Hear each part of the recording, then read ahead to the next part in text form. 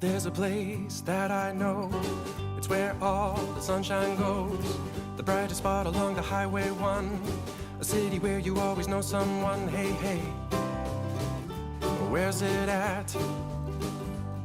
Hey, hey, hey, Medicine Hat.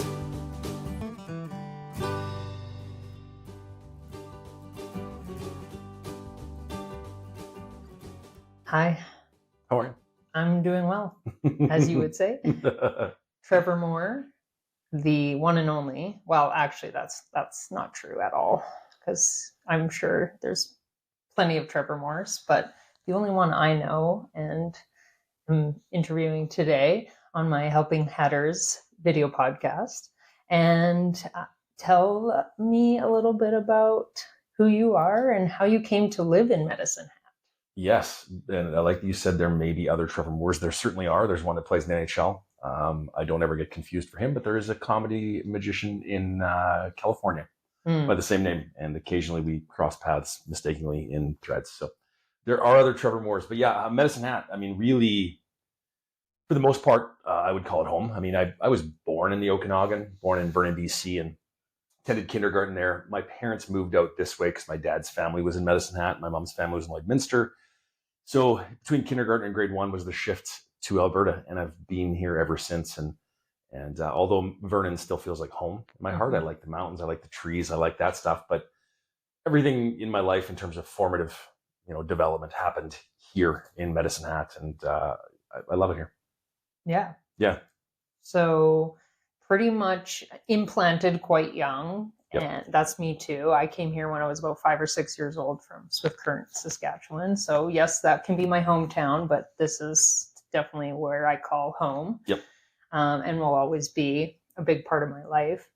You mentioned family, and I'm curious about your sibling lot and where you fall in the whole scheme of things. Yes, I am the youngest of 4, quite a bit younger. I think I'm 11 years younger, than the last one. So I have 3 older siblings, 2 brothers, and an older sister. Older sister is in town. One brother's in Cochrane, and the other brother's in Victoria. So we're kind of spread out a little bit. But I am the youngest. So, to the point, significantly youngest, to the point I was sort of had this really interesting upbringing of sort of being in a family of 6, but also at times felt like an only child, right? Because the older siblings were out and gone during some of those big years of my life. So, I have this kind of really strange sort of existence in that family dynamic. I fit in as an only child by definition in terms of how only children grow up. Right. But I have some of the characteristics of the youngest child as well. Yeah.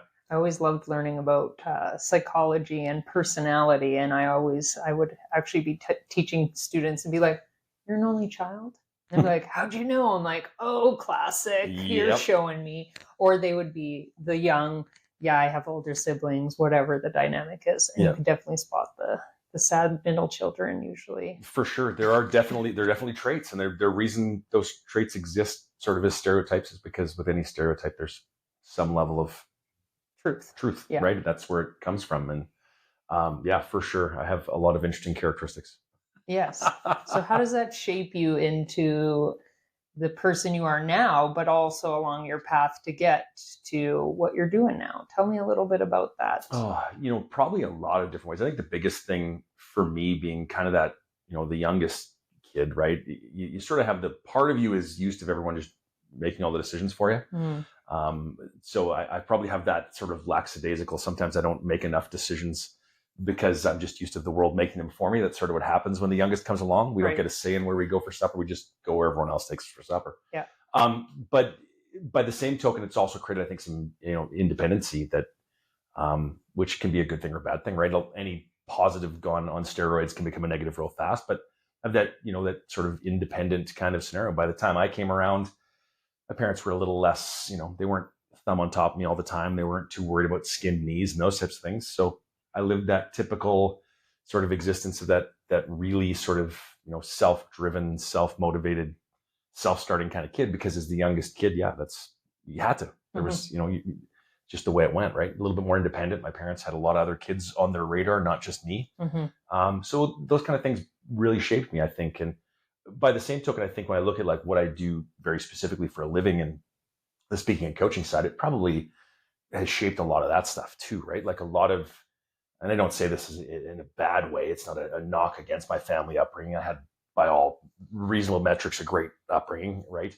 But it has its challenges. And, you know, you look at some of the things that, I did sort of in my family existence. And I didn't feel like I necessarily got the understanding I needed. Do you know what I mean? I came along as the fourth. I was the one that, I was very open about depression, anxiety.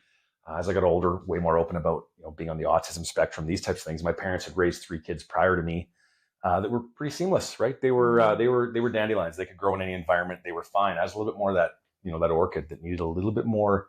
And back then, we didn't acknowledge that stuff the same way, right? My parents just weren't equipped with it. Society didn't have the same thoughts about it. And so I came along and sort of, in hindsight, looking back, it's one of those, I fell through the cracks in a lot of ways where I needed community. I needed people to be able to help me understand that what I was going through is very normal and these things. And I didn't have that, right? And I think that's a lot of that upbringing kind of leads you to the things that, where were the holes in my world, the things that I can find moments where I wish I would have had somebody in my life at that point in time who could have helped me. And then you just sort of become that person. You want to be the person that catches everyone in that moment. You're like, I was there. I don't want others to fall for that same scenario. Right. So, a lot of positive that comes out of that upbringing. But yeah, I had that really interesting upbringing, being that final kid and learning some of that independency and those things. Same thing with my creativity. I think my creativity probably comes out of that, right? You're left alone a lot to your own thoughts. And back then we didn't run to the TV and the VCR and the Wi-Fi or those things. We got creative and we took box lids and made sleds. We just whatever happened, right? So many of those things have really probably shaped who I am today, right? In the origin of it all, a lot of really good things have come out of both the good and bad challenges when I was younger, right? Mm-hmm. Yeah, that's really cool to have the insight, and the hindsight is 2020 to be like, oh, that makes sense why I ended up the way I am or doing what I'm doing. Totally. So take me back to graduating from high school. What's Trevor like? What is his dream, passion? Where does he think life's going to take him? And then where does it actually take him? Yeah. Wow. How long do we have? When I look at like high school, I had a pretty big passion for aircraft and airplanes and things like that. I wanted to be a pilot, right? Like that was really it, but I'm colorblind, right? So I could only be a private pilot or like a little private pilot's license. I couldn't get a commercial or military or anything. So that really sort of snuffed that fire out. It's always been a passion of mine. It's always something I wished I could have done. I also had a lot of interest in, medicine and that type of stuff, and thought about, being an athletic therapist or things like that for sports teams because of a sports guy, right? So those were 2 areas that kind of really jumped out at me. One of the things that came right out of the gates and sort of hit me was right out of high school. I was a pretty good golfer and a pretty good player. And at that time I was working at the golf course, and it was suggested that maybe I consider life as a golf professional.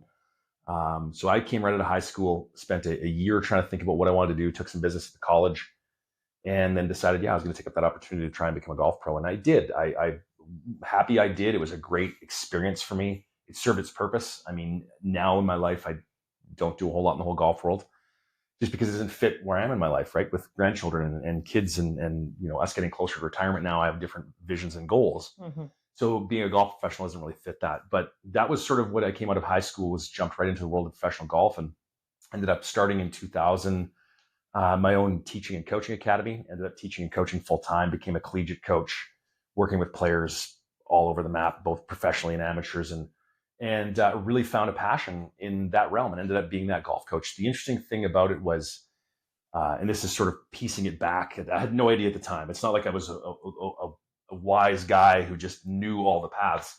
There was a lot of fake it till you make it, but I really realized that at that time I was starting to realize that I had a skill set in the world of communication, right? And I was really, really good at summarizing people's challenges into a real simple statement and just a little mantra and let's roll and really create clarity. And that was something that was showing up in my golf coaching. It was sort of the mindset work in my golf coaching and the habit and confidence development was sort of what set me apart in that golf world. Everybody was out there working on swing stuff, but people were coming to me for reasons. And it was because I was doing it differently. focusing a lot on the mindset, right? Focusing on the person less and the player, or the person more and the player less. If the person's balanced and the person's comfortable, the player will be balanced and being comfortable. Right. And it sort of migrated into that work. And then as COVID kicked in, it's been significantly shifted more to the speaking side. Now I don't work with just golfers. I work with volleyball players, hockey players, football players, all across the map, entrepreneurs, leaders, but that same sort of thing, helping them kind of navigate that world of performance anxiety, silence that inner critic, and kind of take action on an area. And so it's just kind of been this transition. The one that's kind of slid along the sidelines, sort of my alter ego, is the comedy and magic, right? Corporately been performing for years. And it's something I always had a passion for magic. Like I always loved magic. Anytime there was magic on TV as a kid, I recorded and I couldn't watch it enough. I just loved it. And it was something that really fascinated me. But where it got even more interesting to me, which again, looking back, it always makes sense. We didn't have fidget spinners back then, right? And it was okay for me to shuffle cards all the time. But that was my way of fidgeting, and being on the autism spectrum, we're looking for these ways to stim and different things. And for me, shuffling cards, like I just felt like a whole different human with a deck of cards in my hand. So I spent a lot of my time as a kid just shuffling cards. Didn't play a lot of cards, just shuffled them. But it calmed me. It settled me down. And that sort of, with my love of magic, sort of turned into learning some sleight of hand, and it kind of grew. And then before you know it, performing corporately from coast to coast and doing corporate events and conferences with stand-up magic and comedy, which was sort of the outcome of me, finding things that lit me up. And magic and comedy still light me up. It's one of those things where, I mean, from the whole grand scope of my business operations, it's a small piece. I could arguably let it go, but here I can't, right? Like right in my heart, I need it to some degree. I perform a lot less than I used to, but it's a fun piece. It's a piece that I can get on stage and really relax, and allows me to be me.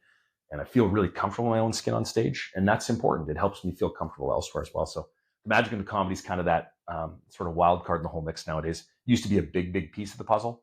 Right. It's a little bit less a piece of the puzzle now, but it's still there. And it always will be, because it's what fires me up. Yeah. That's super neat. Yeah. So you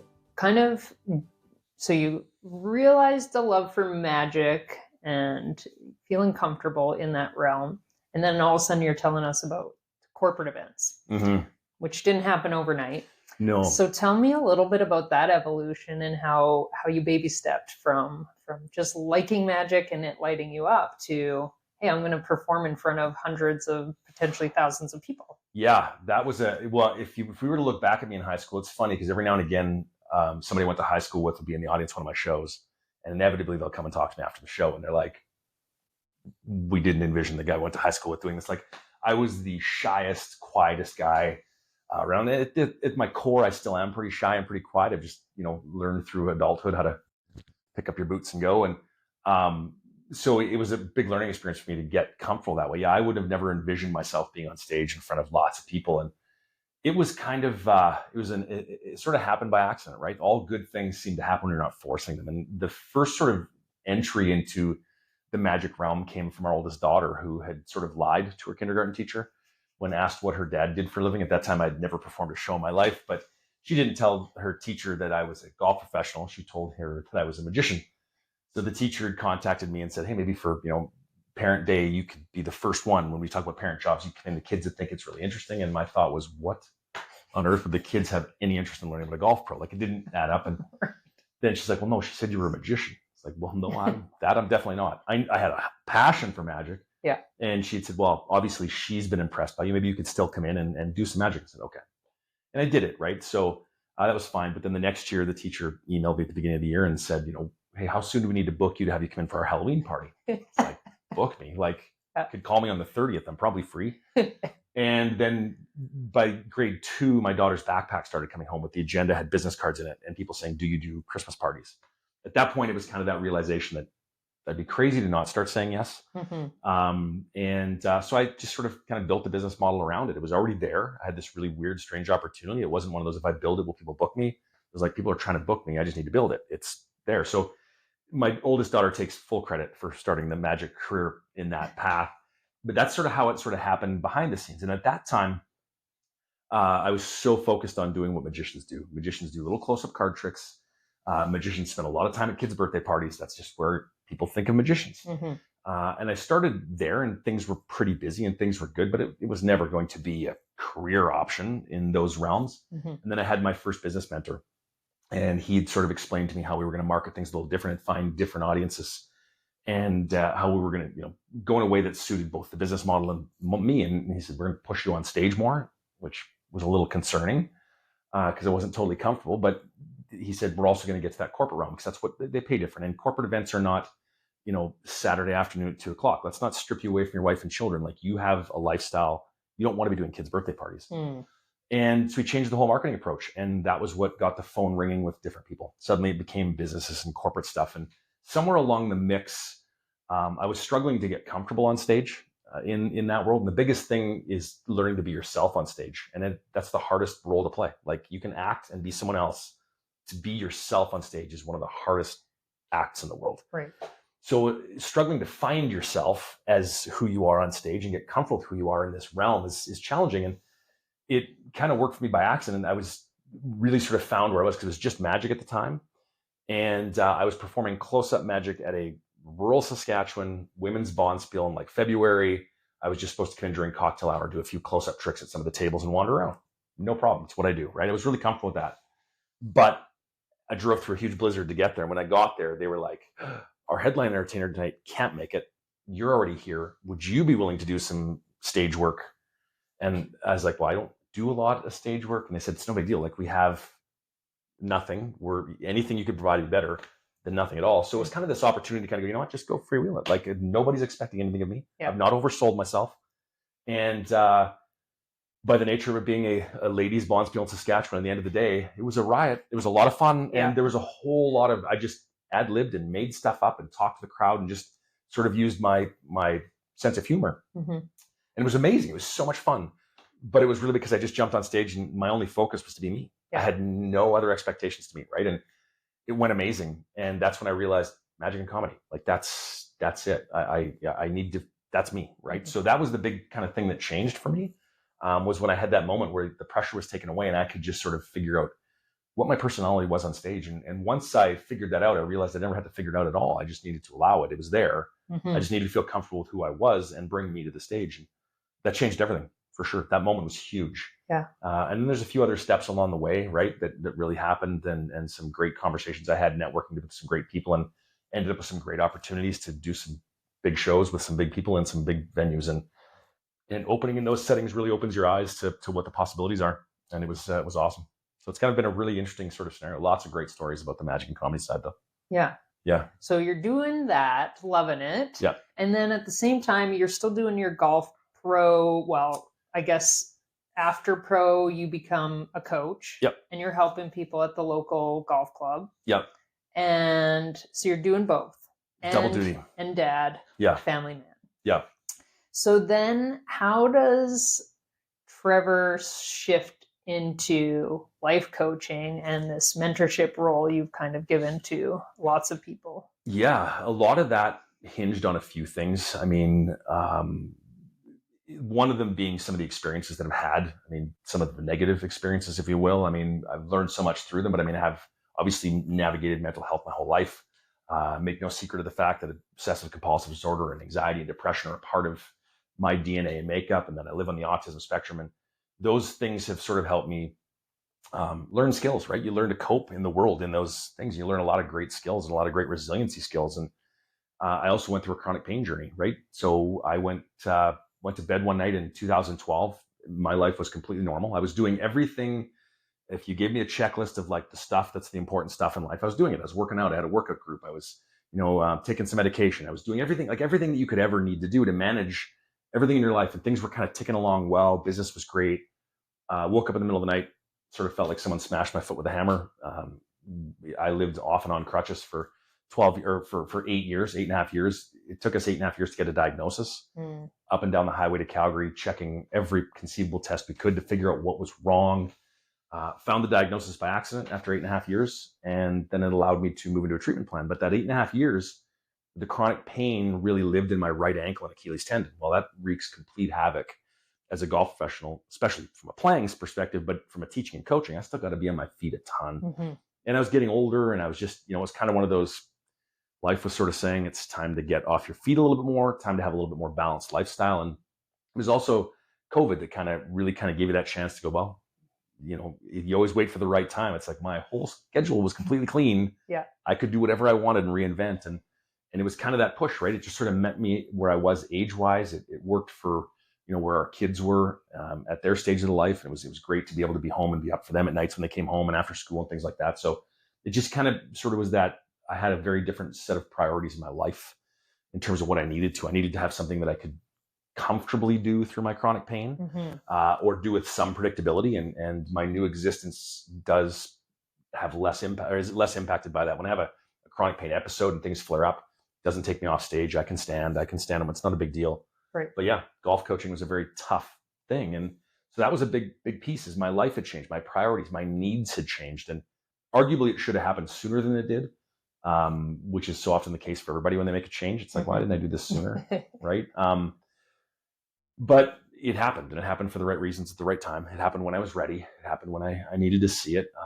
Along the other side of that puzzle is just, it changes because I started to see me a little more in this whole thing, right? Like, I mean, navigating depression, we don't always have the best. I mean, there's a lot of fog between the ears, right? And we lose perspective. I mean, I didn't see my value. I was like, I didn't think I was doing anything special. Right. Just doing what everyone else does. I struggled to believe that there was value in me or what I was doing in particular, and those things. And it took a lot of years through like counseling and through my chronic pain journey and things to really dial in and go, yeah, I guess I do have a skill set, and realize that it was me that was struggling to accept that I had the skill set. It wasn't that I didn't have the skill set. I had to really get over that hurdle. And that was the thing that really I needed to get through. Once I got through that a little bit, I was able to start to see me and see my strength and get more comfortable. And it'll always be a work in progress, right? That's just being a human.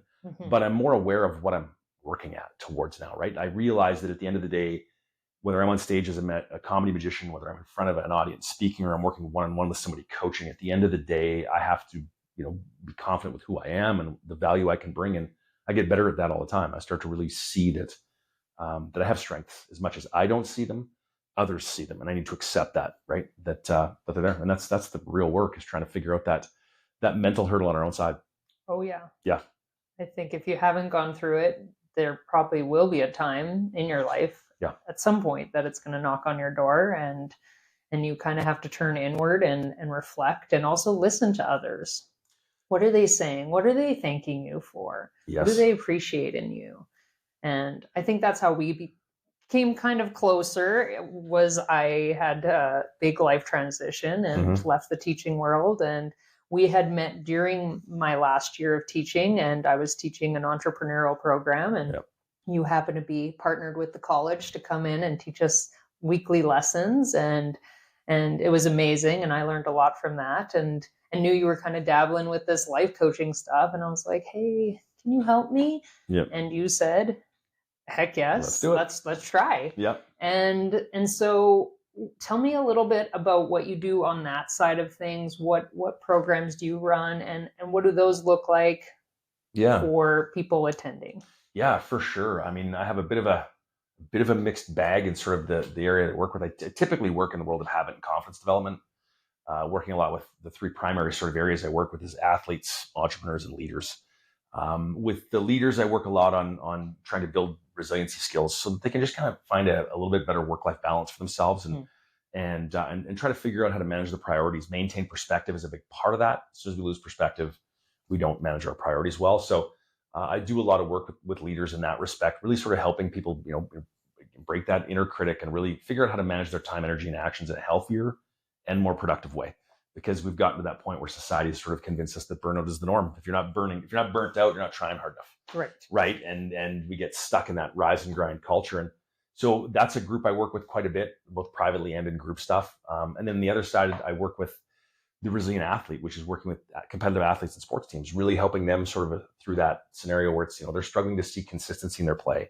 They're struggling to manage adversity, which sports is just filled with adversity, whether it's bad calls, bad bounces, or whatever, injuries, all these things happen. So I work a lot with sports teams and athletes, helping them really understand how to sort of manage their focus on a daily basis and really take ownership of their personal and professional growth, And I work a lot with sports teams now, trying to get them to the point where they can maximize their potential and play more consistently. Mm-hmm. And then the third one is entrepreneurs. I work a lot with entrepreneurs who are looking to launch or grow a service-based business and get into that scenario where we help them clear the cobwebs out. A lot of times they have the skills, we can repurpose them.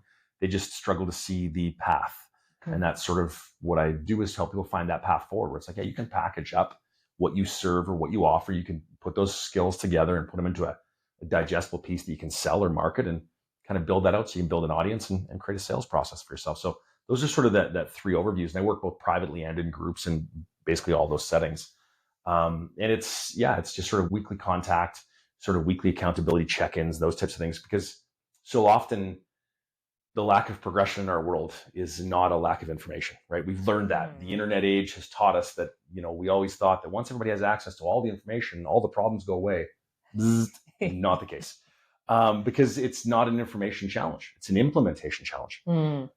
People struggle to know when to say when. They take on too much, or they don't push themselves enough. And it's one of those, finding that line where you need to be a little uncomfortable every now and again. If you're not uncomfortable a little bit, then I don't think you're selling yourself short, right? There's opportunities, but embracing that discomfort, understanding what that means. But then by the same token, finding enough opportunities to continue to be successful with the things you are comfortable with, so you can keep that confidence up as you go. And that's kind of sort of the art of it all, right? Is helping people get to the point where they can concentrate more on the things that matter while worrying less about the things that don't. And that's the big thing, because we're just inundated with information, regardless of what your challenge is. 9 times out of 10, people walk away from sessions and they feel like they have less information than when they arrived. But that's a good thing, because they know they have the right information, not all of the information. And that's the big thing, is trying to help people understand that. And how do I end up at coaching those realms? Because that was me, right? All coaches who are in it for the right reasons, or for the passion of it, will see themselves in every avenue they go, right? I was the burnt out leader. I was the golf coach that was trying to keep everybody else, making sure they were on track, but I was not able to take care of myself. I was the burnt out leader, which is where the resilient leadership coaching comes in. I was a young athlete who was, whether it was hockey or golf, both of which I was very skilled at. I was a great player, not to suggest I was anything better than just a great player. Right. I wasn't this amazing next, phenom who was unjustly done by the system. No, not at all. I realized they're good. I was not that good. Right. But I had lots of great skills. I was really way better than average in both hockey, but I failed to meet expectations. A lot of it was because of my mindset. In hindsight, there was more going on with my mindset, because my mental health was a big piece of that puzzle. But I was that young athlete who just felt like no matter how hard I work, it doesn't matter, nothing works. And so that's where I work with the resiliency of the athletes, is helping them understand how to get through these head games and work through this with yourself. And then as an entrepreneur, starting my first teaching and coaching academy in 2000, it's like, I had the skills to teach and coach. I had no idea how to market, sell, or package it. I wished I had that sooner. So that's sort of how I ended up coaching in those realms. Is it really was something I can relate to. I can relate to the people in all three of those genres.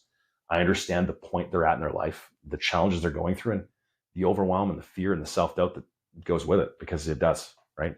Yeah, and you're really good about letting people know the honest side of Trevor Moore, as well as, I think, giving them a little mirror to see them for who they truly are. And you show such vulnerability in your coaching, and I'm sure somewhat in your comedy, and anything you do as a viewer see that you are authentic. And I think that says a lot about you as a person, but also how you can best step forward into yourself is truly do what you love, do what lights you up. It might be the weirdest thing, but making paper airplanes on a stage might be exactly what thousands of people want to see.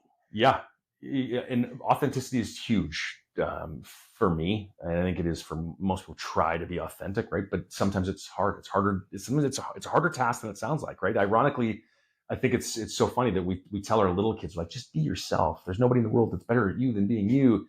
Yet as adults, we're like, yeah, but I struggle with this, right? Like, it becomes just lip service. Do you know what I mean? And I think one of the most important things, and this came a bit, I mean, I always had this sort of philosophy a bit, but it really drilled home for me a few years ago. I was at a conference and they were talking about leadership, and it was not from the leader's perspective, but from the pool of people who are being led. The answers were different on both sides of the puzzle. It was these questions about leadership. What are the strengths of strong leaders? What makes a leader successful? And the leaders had very different answers than the people who were being led.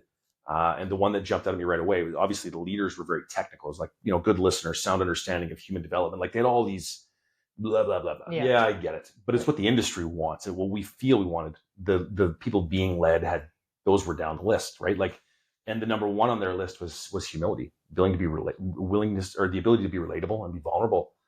And it really drilled home for me that had been studied. That is an important thing. And it always was something I thought was important. And it just really made me realize it is. People want to know they're heard, right? Like they want to know that you understand them and this isn't with a sense of judgment, but they also want to see the hope in it, right? It's one of those, it's okay. There's a difference between being vulnerable and using your audience for therapy, right, versus being vulnerable and using it to help them see themselves in your story and then see themselves in the next chapter of that story too, right? Where it's like, yeah, I was a shy kid, lots of depression, lots of anxiety. I stand on stage in front of hundreds or thousands and it's doable.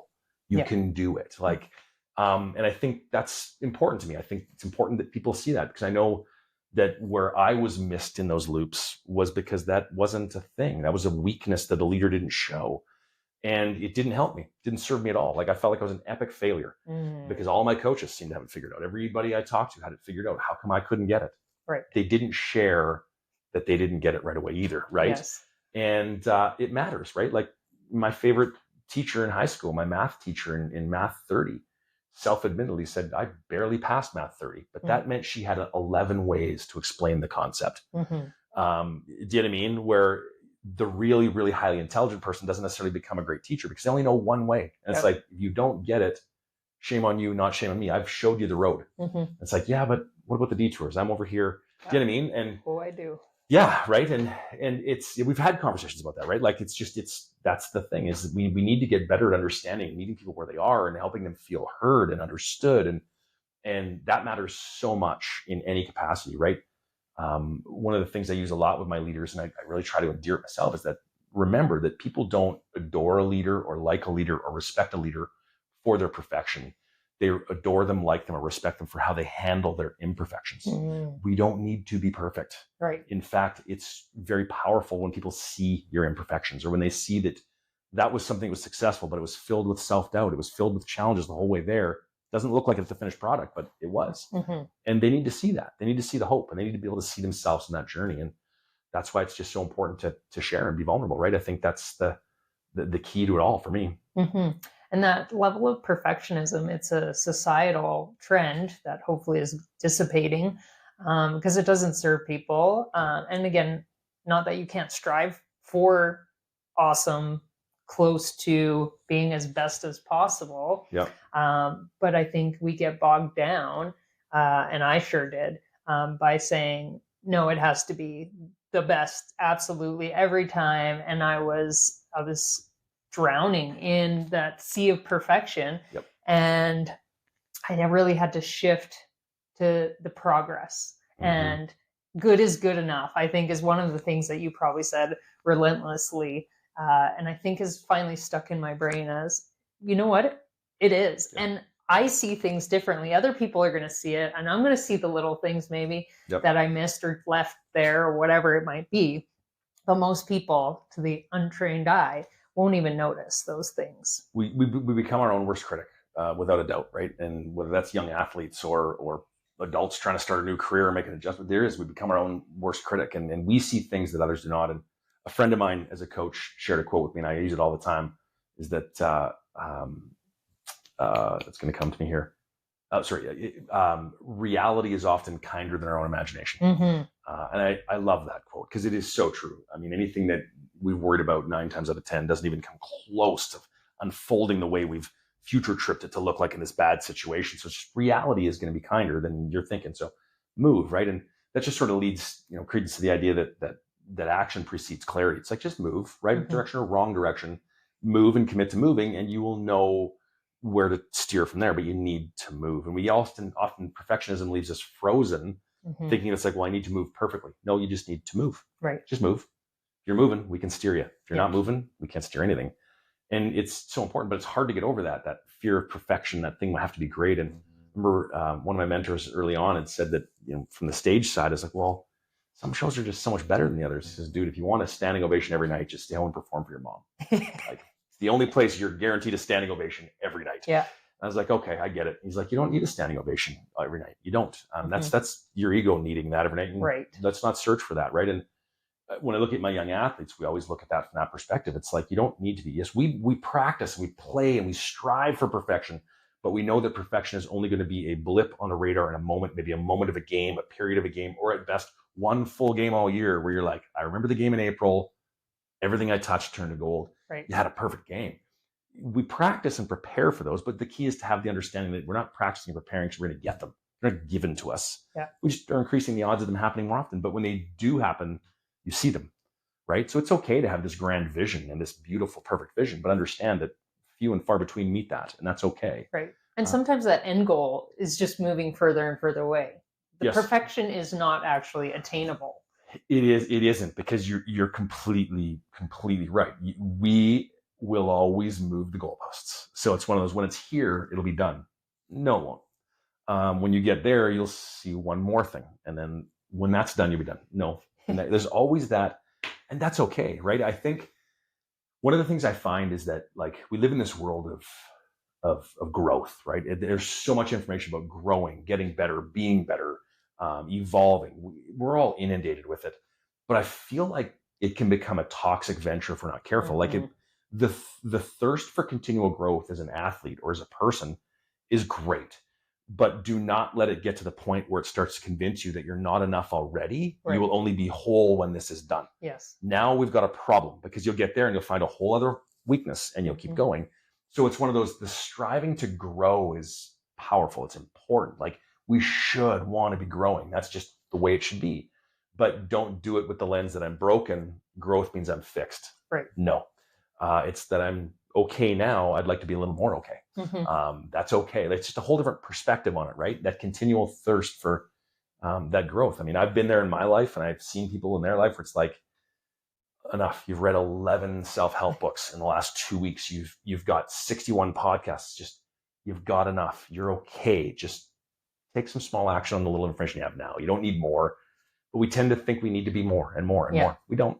What we got now is enough. It's okay, right? It's that old joke. What do you call C's? Doctor that got C's and I's in college. Doctor. Yeah. Right? They're still qualified. Mm-hmm. You don't have to be perfect. Yeah. And I think that hits home for me is that it's a little by a little becomes a lot, is one of my favorite mantras you gave to me. Mm-hmm. Which I probably have written a few different places. I've got a little one in the corner over there. Hidden over there. Yeah. And it's another one of my favorite mantras is baby steps. And they go together in chipping away. And I could reflect back now that last year I was addicted to the self-help. And like, what else can I do? What else can I do? Yeah. And now I'm like, okay, there's a lot out there. I'm overwhelmed. There's a lot of books still I haven't read. Yeah. But a key term I learned late in the year was integration, which is what you're saying is also you have to digest, see what lands with you, incorporate it into your life, and that's where the growth happens. Yep. So I think that's important to like couple it together. Yes, learn, and also relax, enjoy, practice it, explore what that looks like for you. Well, you've been there with me a lot, right? I talk less about changes and more about adjustments. Like, just, it doesn't have to be a wholesale turning of the sod here. Like, just make one little adjustment, date it for 7 weeks and debrief it. How did it work? Did it help? Was it where you wanted to be? And can we make it a little harder? Can we add something? Maybe it's too hard. Can we back it up and narrow down the focus of it? But just committing to something, right? Like, we all know we can learn from our mistakes, but the thing that gets left out is you can only learn from the mistakes you committed to in the first place. Mm. If you get to a T intersection and you don't know if the answer is left or right, and you get there and don't make a decision, you get there tomorrow, you still get there and have no decision. If I get there and go left, but it was the wrong answer, I get there tomorrow, I now know right is the correct answer. I needed to make a decision to have feedback, or the feedback loop is missed. Right. And it's just one of those, get moving. Just move. Inevitably, and we probably talked about it at the beginning as well. It's like, well, I don't know if I'm moving in the right direction. Well, you probably are, but just move. Right. It doesn't matter. Everything is correctable. We'll adjust, right? Yeah. Like, we get so fixated on having to move perfectly. And, building goals or personal growth for ourselves is just so much like writing an essay. Nobody just writes an essay and hands it in. Like, it's like skeleton outline, character development, some plot twists, put the storyline together, submit it, come back, correct all the red ink, submit it, correct all the red ink. And eventually there's less red ink, and eventually I'm ready to hand in the assignment. That's like personal growth or goal setting.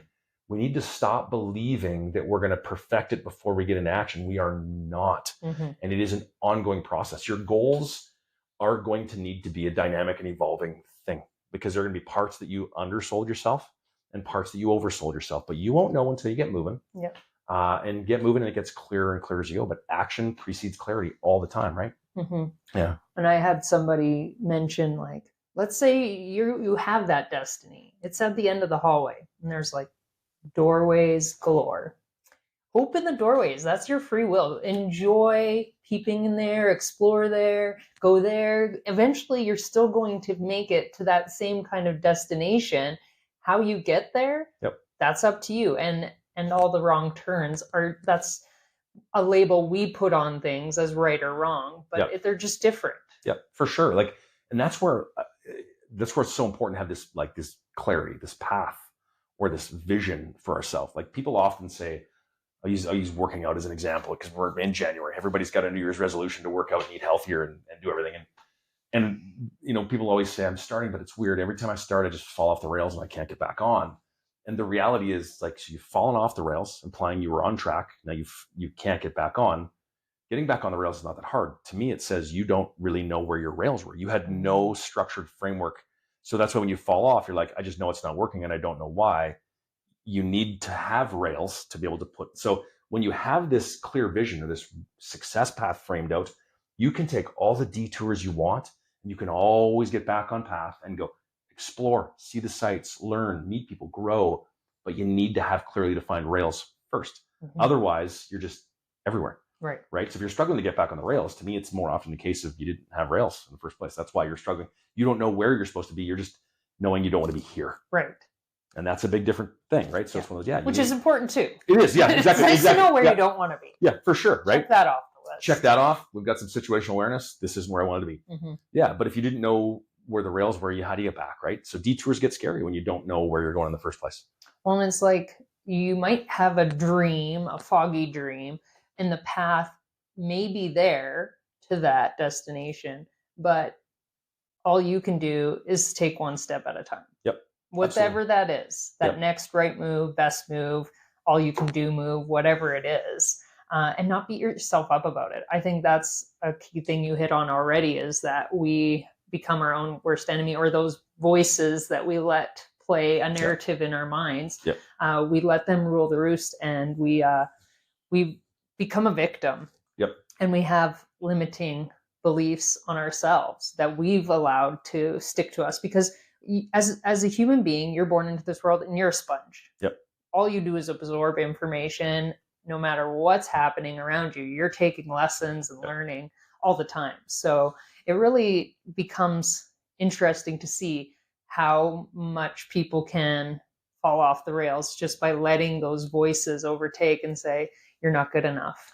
Yes, right. We've all been there. Guilty as charged. I know every decision I ever made that I was scared of, that I delayed, I eventually made the decision, and it's like, I do not know why I stressed over that for 18 months. I should have done this sooner, or should have made that decision sooner. And it's a challenge to manage that mindset, right? And being someone that navigates depression, I always talk about this in my keynotes all the time, is like, yeah, when I'm telling you this stuff, I'm telling you this stuff not from somebody who's, PhD in psychiatry and I'm telling you from someone who understands how easy it is to be held hostage by your own brain. And that's the only way I can describe it. Literally be feeling like I am at gunpoint. My brain is the one with the finger on the trigger. And it's stopping me from doing all of the things I want to do. I'm being held hostage by myself. Right. It's such a weird thing that I am, holding myself hostage. I'm not doing the things I'm capable of. And a lot of times it comes from prior experiences, right? The stuff that's happened in the past, the things that we're fearful of becoming because someone has convinced us that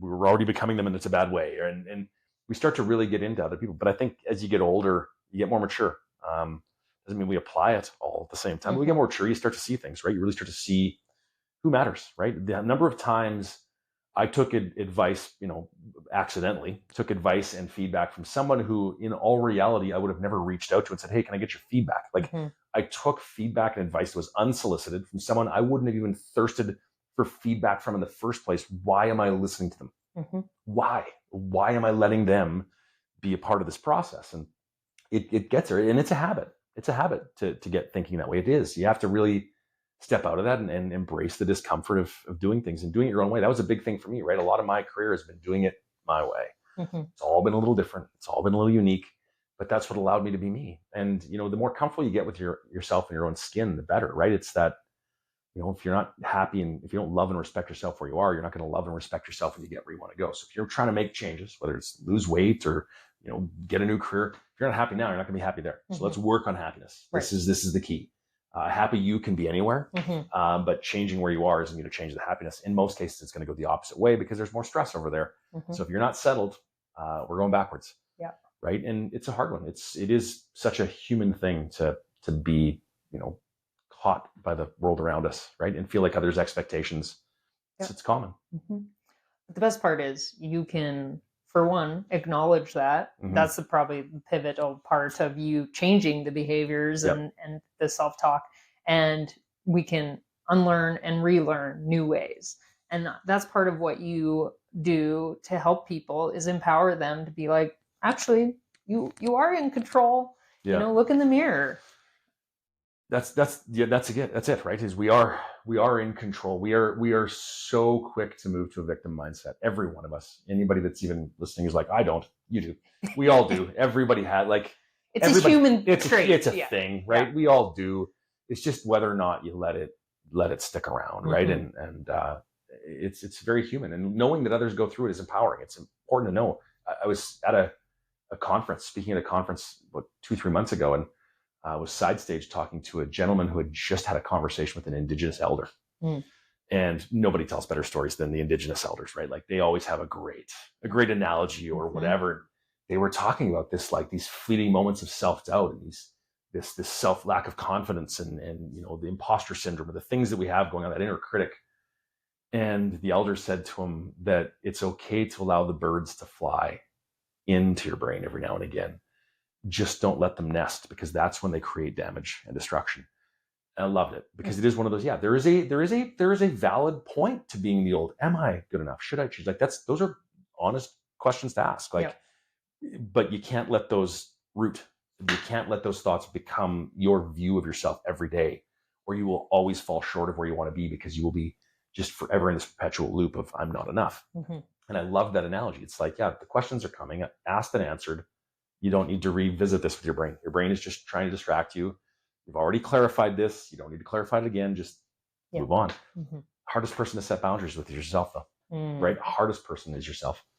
And that's a struggle. But it's so important, right? Like being out there and talking to others is new entrepreneurs, it's one of the things I say all the time, is just talk to people. Just get on and talk as often as you can. You'd be amazed at what you'll learn. You're not alone. Your story is not that unique. The everything you're going through, someone else has been there. It's been solved. Don't try to reinvent the wheel. And finding those mentors in your world can have a huge impact, because they let you see that it's okay. What you're going through is normal. Normal doesn't mean painless. Normal doesn't mean it's always moving forward. It's just, this is normal. This is normal. Yeah, it's a rocky path, but you can get there. Yep. And I think it's important to have a whole community of both professionals and just willing people. Like, I don't know where you would fit on your scale of professional life coach, but it's like, some things and you're willing to help people who are really truly wanting to help themselves. Yep. And sometimes you're in rooms with people, I'm sure, who are pretty skeptical, but I bet you they see a part of themselves and their story in whatever you're doing, and walk away saying, didn't think about it like that. That's the whole art to speaking, right? Is that our job is not to, I'm not standing there like PhD level talking to peers where we can industry jargon, everything. Let's show maps and graphs and data.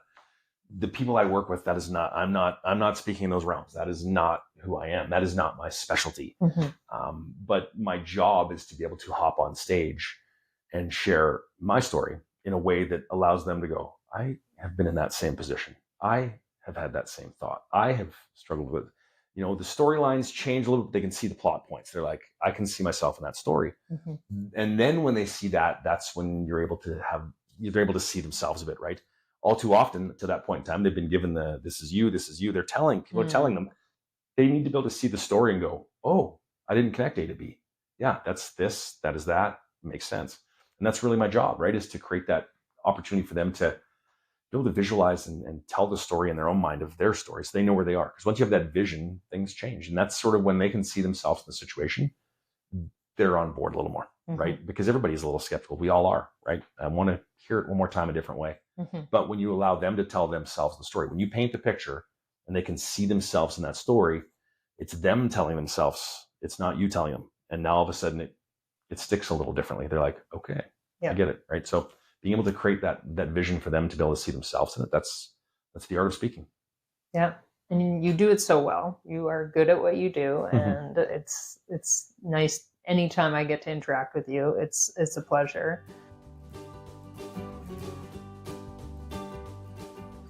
So you're doing lots of things, keeping pretty busy, but you have a balanced life and a pretty good one. Where does the trajectory into your future go? Well, I think I don't want to say status quo necessarily, but let's say status quo, but not capitalized. Like just in a general sense, I'm comfortable with the way things are heading. Right, the magic in the comedy is slowly phasing its usefulness out, so to speak. I understand where it fits in my world and why I still want to do it, because it's great. I love it. It lights me up. I see just a lot more of the speaking and a lot more of the coaching. I'm working just with so many great groups of people that I really love right now. I love my work with young athletes, and I see myself being a lot more invested in that realm, working with that type of scenario, where working with young athletes a lot more and working with a lot more competitive sports teams. And that's the direction I really sort of see myself moving.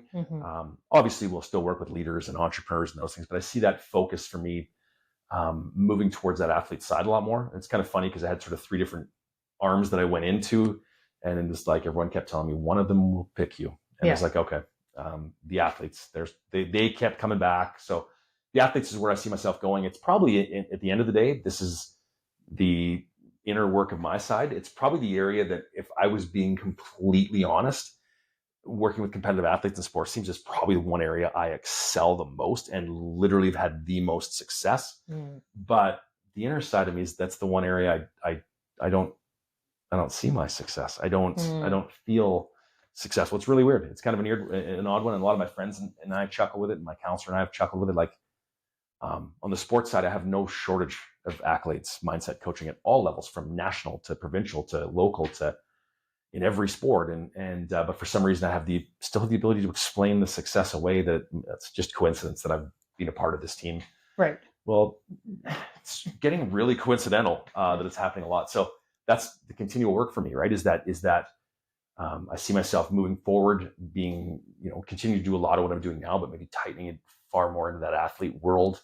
And the work behind the scenes is really not about getting better as a coach with athletes. I have the tools I need. Clearly, it's about me believing in the tools I have and seeing the value I have that these people appreciate or value. And that's my work is really that inside stuff, trying to get more comfortable with the realm that I'm being pulled towards, because I know that it's probably where I'm meant to be. Yeah. For sure. So if anyone was to want to work with you in pretty much any capacity, I suppose you're willing to hear them out.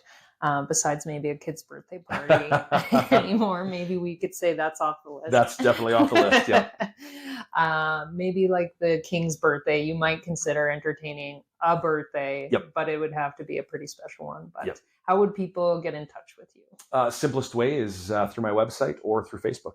You can trevormoore.ca, my website, and my business page on Facebook is Trevor Moore. Pretty simple. Those are the 2 routes to get a hold of me. You get to see a little bit about me and what I offer and what I do. And most importantly, if you look at those, you get to see a little bit of who I am.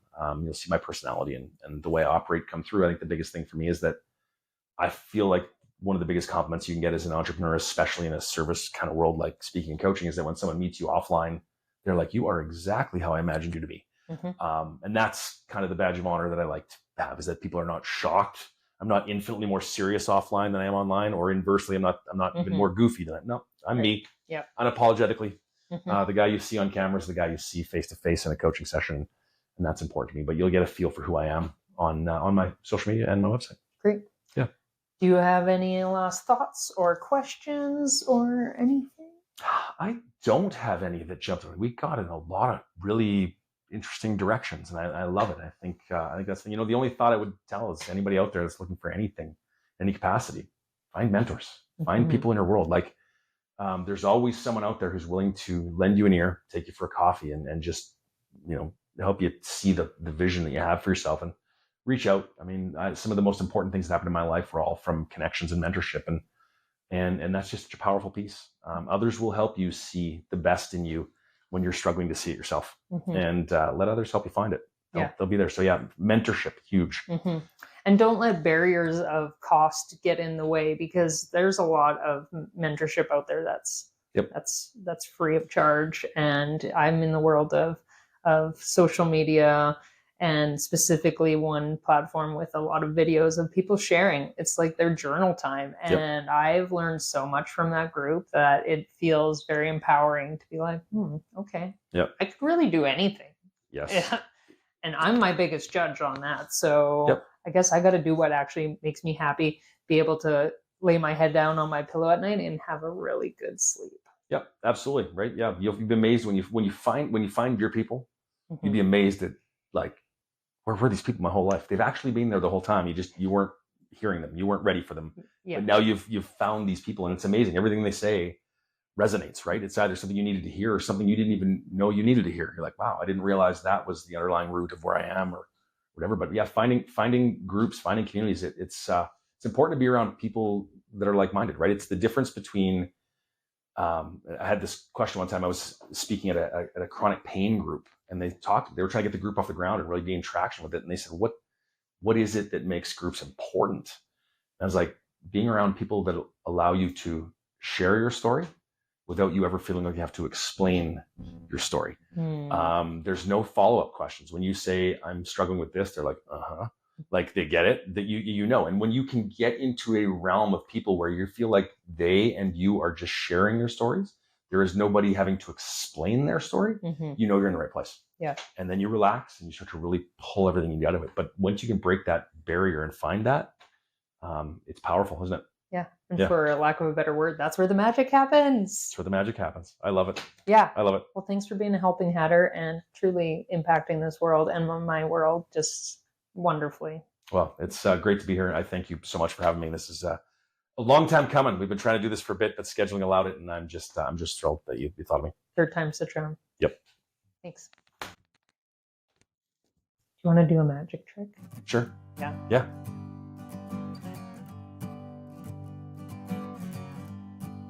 Yeah, it knows for me.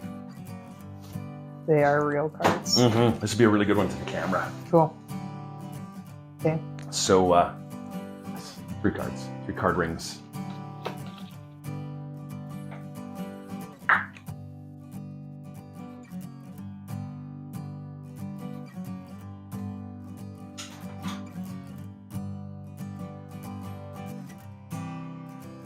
All right, here's the first part of a 2-part trick.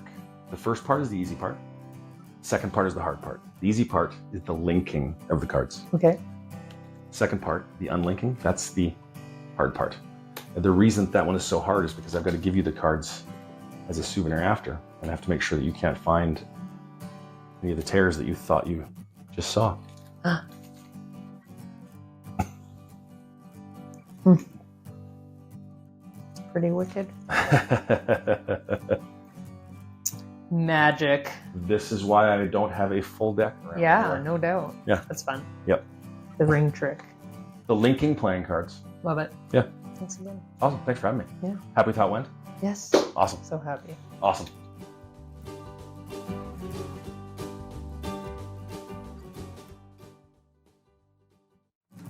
There's a place that I know. It's where all the sunshine goes. The brightest spot along the highway 1. A city where you always know someone. Hey, hey, where's it at? Hey, hey, Medicine Hat. Hat. Sitting on the treaty 7 and 4, a sunny spot with an open door, a running river with a few coolies, and the 88 Olympic teepee. Hey, hey, would you look at that? Hey, hey, hey, Medicine Hat. Oh, its roots run deep, the stomping ground of community, a sunny city where you always matter. We call it Hatters Helping Hatters, Medicine Hat.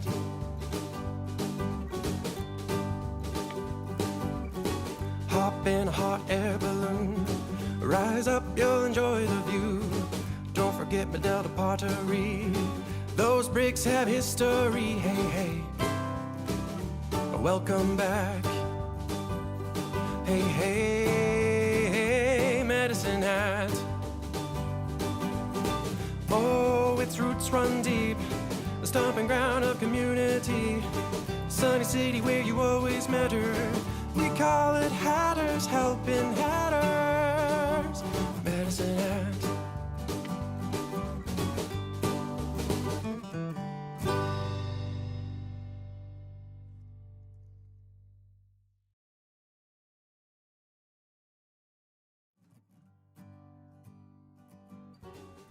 Helping Hatters was created, hosted, and produced by Misty Zanger and is a Mystified Productions podcast.